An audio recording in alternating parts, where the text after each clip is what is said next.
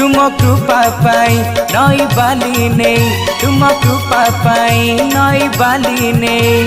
शिवलिंग टे गढ़िले रामचंद्र जय जय हे जय जय हे जय जय हे बालुकेश्वर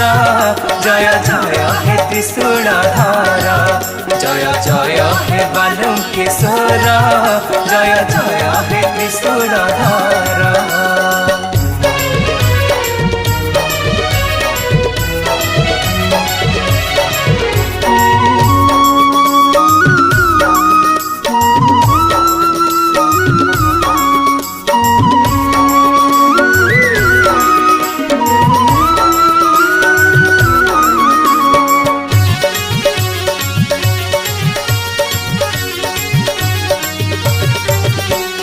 प्रभु राम सीना मदन मोहन